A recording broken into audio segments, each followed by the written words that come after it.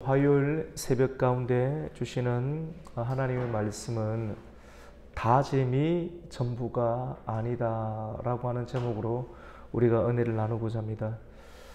이번 주간은 우리 예수님께서 십자가에 죽으신 고난주간을 기념하는 주간입니다. 고난주간을 어떻게 보내실 것인가, 예수님을 한번 생각을 해보는 겁니다.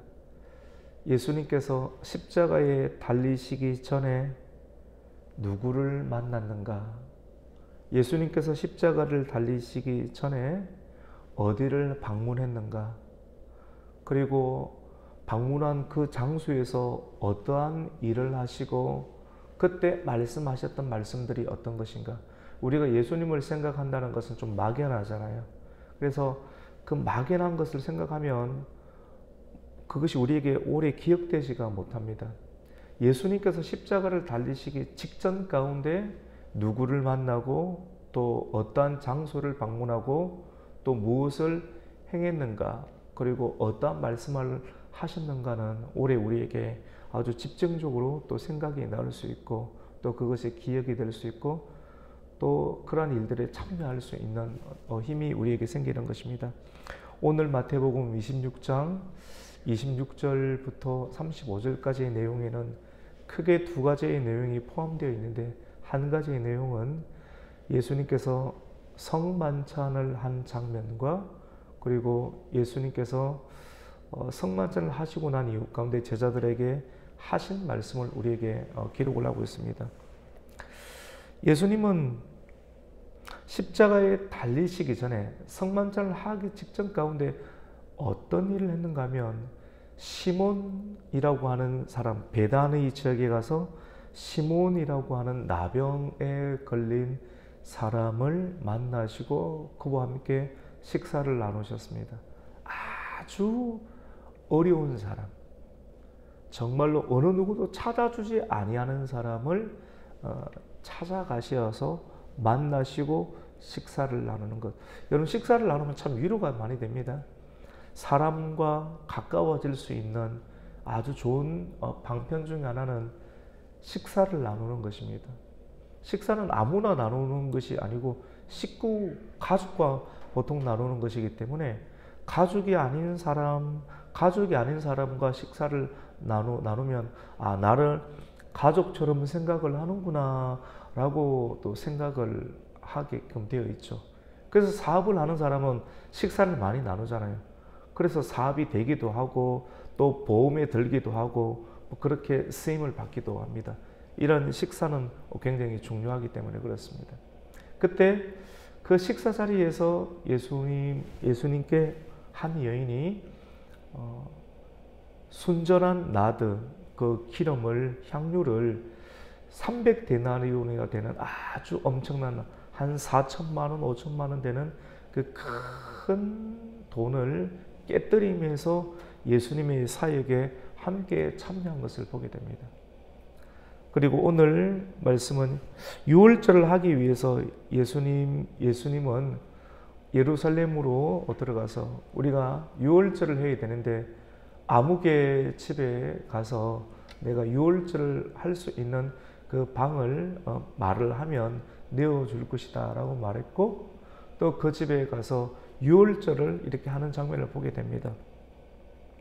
유월절을 하기 위해 예수님께 아낌없이 내어주는 예루살렘의 다락방의 주인, 그 주인은 누굽니까?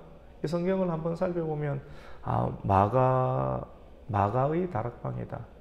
마가라고 하는 사람의 어머니가 또 그걸 내어주겠죠. 왜? 예수님 십자가를 지시기 전에 내어주신 분이 많습니다. 나귀도 내어주고요. 그리고 다락방도 내어주고 1년 동안 모았던 그 모든 재산을 예수님께 이렇게 아주 급하게 또 힘있게 집중적으로 내어주게 됩니다.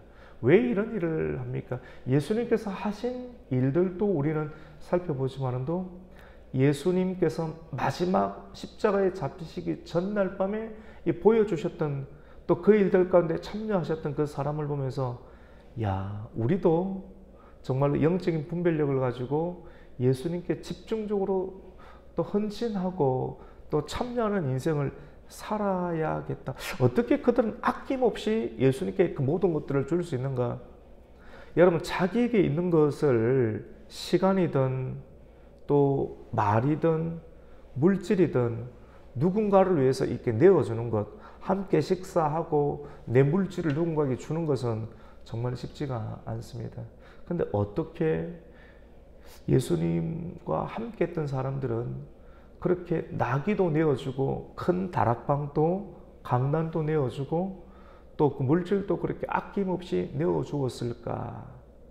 우리가 그러한 것을 생각하고 또 묵상해서 답을 찾는다라고 하면 그 어떤 시간들보다 고난주간을 굉장히 의미 있게 보내는 시간이다라고 볼 수가 있습니다. 예수님은 오늘 마태복음 26장 말씀 가운데 예루살렘에 있는 그 다락방에 모여서 제자들과 함께 유월절 성만찬을 하게 됩니다. 예수님은 제자들에게 이렇게 말씀하십니다. 얘들아, 이것을 받아서 먹어라. 이것은 내 몸이니 이것을 받아 먹으라면서 떡을 떼어주면서 이 떡을 쪼개는 것이죠. 떡을 떼어서 주는 거예요. 예수님의 손을 잡고 떡을 떼어서 제자들에게 주고 받아 먹어라. 이것은 내 몸이다. 또 떡을 떼어서 제자들에게 주면서 이것은 내 몸이다. 떼어서 주고 떼어서 주게 되었습니다. 떡을 떼어서 주면서 이것은 내 몸이라고 말씀하셨고 먹으라고 말씀하셨어요. 그리고 이렇게 하신 이유 가운데 또 예수님께서는 잔을 이렇게 주시면서 이것은 내 피니 언약의 피다. 그리고 받아서 마시다 라고 이렇게 말씀합니다. 단순한 마시는 것이 아니라 죄 사함을 얻게 하려고 많은 사람을 위해서 흘리는 나의 피다. 죄 사함을 얻게 하기 위해서 많은 사람을 위해서 내가 흘리는 나의 피니 너희는 이 피를 꼭 마셔야 된다고 하면서 십자가에 달리시기 전에 몸을 주시고 피를 주셨습니다. 여러분, 몸과 피는 전부이지 않습니까? 오늘 말씀의 제목은 다짐이 전부가 아니다라고 하는 제목이거든요. 근데 우리 인생은 하나님 나는 뭐 이걸 하겠습니다 라고 결단하기도 하고 또 약속을 하기도 하고 큰 소리를 치기도 하고 호언장담하기도 합니다. 하지만 이것으로 어떠한 일이 성취되는 것은 아닙니다. 무엇으로 성취가 됩니까? 예수님이시죠. 우리가 이 고난주간 오늘 이 짧은 본문이지만도 아주 강력하게 우리에게 다가옵니다. 예수님은 성만찬을 하셨고 이것은 내 몸이다. 이것은 내 피다. 사람에게 있어서 가장 중요한 건 전부는 몸과 피잖아요. 예수님은 전부를 주셨는데 전부를 주신데 고난주간에 전부를 주시면서 그 전부는 바로 예수님의 몸을 기억하라. 그리고 예수님의 피를 기억하라고 하는 것이죠.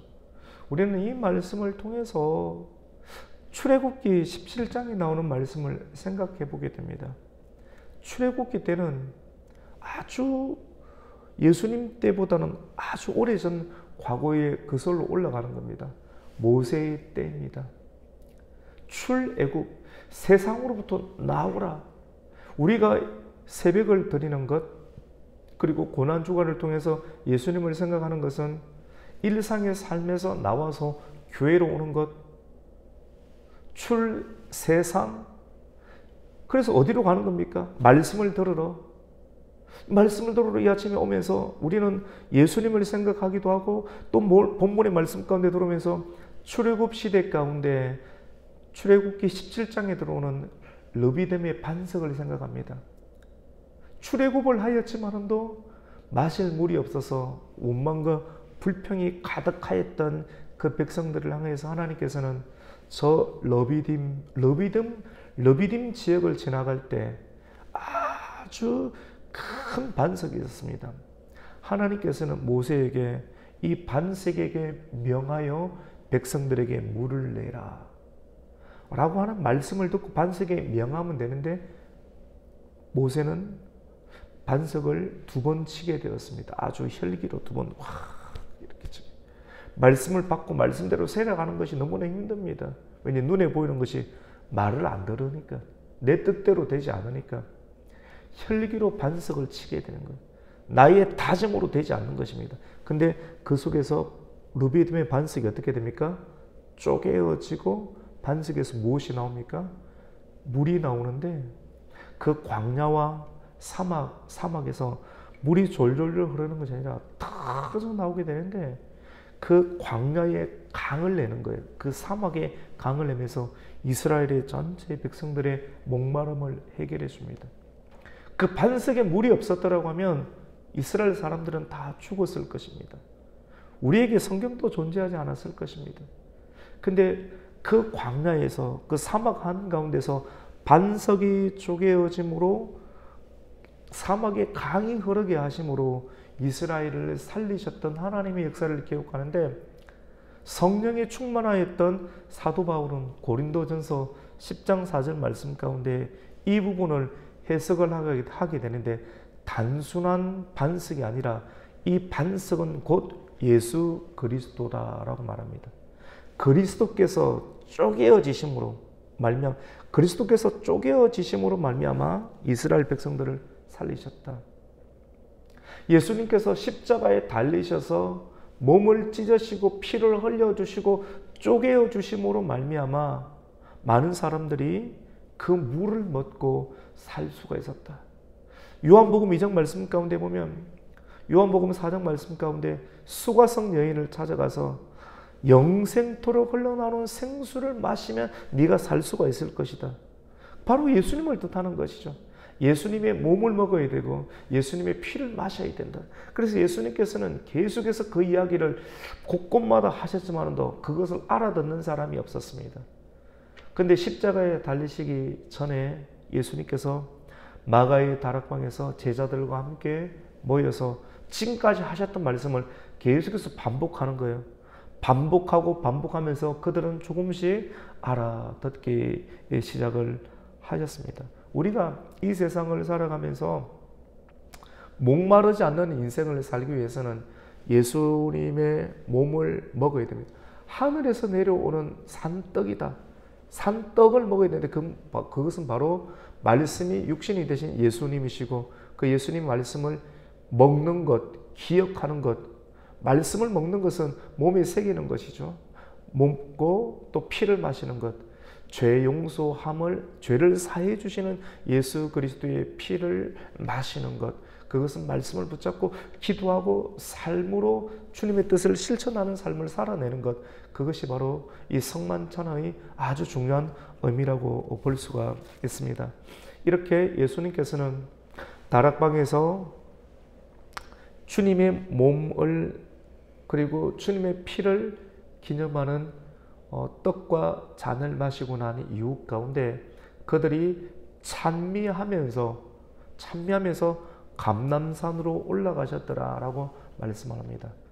감람산으로 올라가실 그때 예수님께서는 제자들에게 이렇게 말합니다. 오늘 이 밤 가운데 너희가 다 나를 버리리라 라고 말씀합니다. 성만찬 이후 가운데 예수님은 말씀하셨죠. 너희가 다 나를 버리리라. 그때 베드로가 이렇게 이야기를 합니다. 모두가 주를 버릴지라도 나는 결코 버리지 아니할 것입니다. 말씀을 들어야 되는데, 말씀이 전부가 되어야 되는데, 말씀보다 자기의 대답, 그리고 자기의 답변, 자기의 다짐을 이야기합니다. 오늘 말씀이 다짐이 전부가 아니잖아요. 예수님의 말씀은 무엇입니까? 오늘 밤 너희가 다 나를 버리리라. 근데 항상 말씀 중심으로 살아가면 말씀 앞에 자기가 엎드러지고, 그리고 그 말씀 앞에 이것이 어떤가를 우리가 생각해 보여야 되는데, 말씀은 전부잖아요. 예수님은 우리에게 전부를 주셨잖아요. 몸을 주시고, 그리고 예수님은 우리에게 피를 주시면서 전부를 주셨는데, 전부를 주신 그 성만찬을 하고 난 직후에 그때 예수님께서는 감람산으로 가시면서 감람산으로 가시면서 너희가 오늘 이 밤 가운데 전부 나를 버릴 것이다 라고 말했지만도 그 예수님을, 그 말씀을 깊이 생각하기보다 예수님을 버린다 할지라도 나는 예수님을 버리지 아니할 것입니다 라고 말합니다. 호언장담하는 것이죠. 내가 주와 함께 죽을지언정 주님을 부인하지 않겠습니다 라고 베드로가 말하자 우리도 너도 나도 그때 모였던 모든 제자들이 나도 그렇게 할 것입니다 라고 호언장담을 하게 됩니다. 근데 결국은 오늘 여기까지의 말씀인데 예수님이 겟세마네 동산에 올라가서 기도를 할 때 기도하지 아니하고 호언장담하였던 베드로조차도 졸고 자고, 이 졸고 자는 거거든요. 졸고 자고 말씀을 들어야 될 때, 생각해야 될 때 자버리게 되면, 깨어있지 아니하면 여러분 아무리 그 전에 호언장담하고 내가 이렇게 하겠다라고 내 말이 중요한 건 아니거든요. 내 말을 스스로가 지킬 수가 없습니다. 사람의 말은 스스로 지킬 수가 없고 변하고 변질이 됩니다. 다짐, 결단 참 중요합니다. 하지만 그것보다 더 중요한 것은 주님의 말씀이죠. 주님의 말씀 안에는 주님의 몸이 있고, 그리고 주님의 몸이 있고 주님의 피가 있습니다. 이것이 전부지 않습니까? 그 안에서 십자가가 나오고 그 안에서 생수, 영원한 생수가 나오는 것입니다. 생수를 어떻게 표현할 것입니까? 말씀과 기도잖아요. 말씀과 기도 이외에는 우리를 변화시킬 수가 없습니다. 오늘날 이 시대 가운데도 죄가 우리의 사람들의 마음 가운데 들어오자니 끊임없이 생각으로 들어오잖아요. 우리의 머리, 우리의 뇌, 우리의 육신을 더럽히려고 하잖아요. 죄가 들어와서 우리의 몸을 이끌잖아요. 죄를 지어버리면 우리가 교회 가도 막 정죄 들리게 만들고 말씀을 듣지 못하게 만들고 머릿속에 여러 가지 복잡한 생각을 집어넣지 않습니까? 근데 이것들로부터 우리를 지킬 수 있는 유일한 길은 여러분 드라마를 봐도 소용없고 영화를 봐도 소용없고 여러분 돈을 몇 억을 가지고 있어도 전혀 소용이 없습니다. 무엇입니까? 우리의 머리, 여러분의 머리와 생각과 마음을 평안하게 지켜낼 수 있는 유일한 것은 하나님 예수 그리스도의 말씀밖에 없는 줄로 믿으시기를 바랍니다. 그 말씀을 먹어야 돼요. 그 말씀을 받아 먹는 사람, 어떻게? 날마다. 그리고 새벽에 첫 시간에 받아 먹는 사람은 더 생각을 지켜낼 수 있습니다.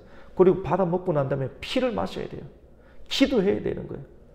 내 주님께서 겟세마네 동산에서 땀방울이 핏방울이 되도록 기도하시면서 피를 내는 사람, 자기를 부인하는 사람, 나는 주님을 버리지 않겠습니다 라고 말하는 호언장담으로 여러분 사람의 말은 결코 믿을 수 없습니다. 어느 누구의 말도 믿을 수가 없습니다. 왜냐하면 계속 바뀌기 때문에 그렇습니다. 하지만 우리 오늘 말씀을 통해서 다짐이 전부가 아니다. 전부는 바로 예수님입니다. 오늘 전부는 성만찬을 소개하고 있고 베드로가 호언장담하였지만도 예수님의 성만찬, 베드로의 호언장담, 베드로는 예수님을 멀찍이 따라가게 됩니다. 결국 남는 것은 예수님의 말씀밖에 없습니다. 네가 닭 울기 전에, 새벽이 되기 전에 나를 3번 부인하리라. 우리의 결단과 결심 참 중요하죠. 결단과 결심이 있는 사람이 낫습니다. 없는 사람보다. 하지만 그것으로 지켜지지 않습니다. 우리를 부인하는 거예요. 부인하고 주님의 몸, 그리고 주님의 피, 주님의 말씀과 주님의 말씀을 붙잡고 기도하는 핏방울이, 땀방울이 핏방울이 되도록 기도하는 말씀과 기도가 우리를 주님께 더 가까이 나아가도록 하며 악한 어둠의 권세로부터 우리를 지켜낼 수가 있습니다. 여러분, 오늘 고난주간 둘째 날을 맞이하는 화요일 이 새벽 가운데 우리가 꼭 기억해야 될 것은 예수님의 말씀을 기억하고, 그리고 또 예수님의 말씀을 기념합시다. 기억하고, 나는 무엇을 기억하고 있고 기억한 것을 기념하는 사람이 예수님의 말씀에 참여하고 또 예수님의 뜻을 실천하는 회복의 삶을 살아갈 수가 있습니다. 오늘 말씀, 내 말이 전부가 아니라, 다짐이 전부가 아니라 주님의 말씀이 전부다. 주님은 성만찬을 통해서 몸을 주고 피를 주었죠. 십자가죠. 십자가 사건을 통해서, 고난주간을 통해서 예수님이 십자가를 지셨던 것처럼 나도 십자가를 지는 거예요. 내 십자가를 지는 일에 참여함을 통해서 다짐만으로 하는 것이 아니라 주님의 뜻에 참여하는 인생을 통해서 우리가 고난주간을 잘 보내게 되고, 악한 어둠의 권세로부터 여러분의 생각과 여러분의 마음을 지켜내면서 여러분을 보호하면서 잘 살아갈 수 있는 그런 고난주간, 그리고 이후의 모든 인생들을 잘 살아낼 수 있는 성도가 되시기를 예수님의 이름으로 축원합니다. 아멘. 하나님 아버지, 감사를 드립니다. 오늘 새벽에 주시는 주님의 말씀, 그리고 주님께서 만나셨던 사람, 그리고 만나셨던 장소, 그때 사람들에게, 제자들에게 주셨던 말씀을 우리가 기억하게 해 주시옵소서. 베드로는 나는 결코 예수님을 버리지 않을 겁니다. 다른 사람 다 버린다 할지라도 나는 예수님을 결코 버리지 않겠다라고 호언장담 다짐했지만 그 다짐은 결코 몇 시간을 가지를 못했습니다. 사람과 사람의 말에는 하나님 믿을 수가 없습니다. 전부가 되지 못합니다. 우리의 다짐만으로 우리 인생이 온전하게 되지 못합니다. 예수님의 떡, 예수님의 말씀, 몸, 그리고 이것은 나의 피니라, 죄 사함을 얻게 하는 언약의 피니라. 하나님, 예수님 우리에게 전부를 주셨습니다. 몸을 주셨고 피를 주셨습니다.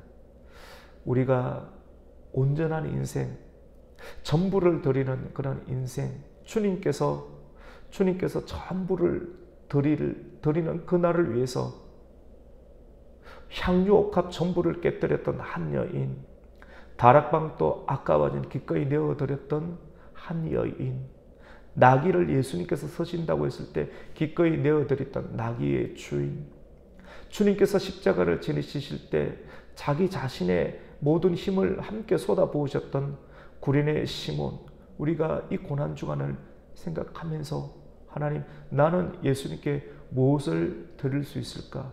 나는 예수님의 어떠한 말씀을 기억하고 기념하고 있는가를 깊이 생각하면서 그 주님의 뜻과 말씀과 십자가에 참여하는 이 하루가 되게 해 주시옵소서.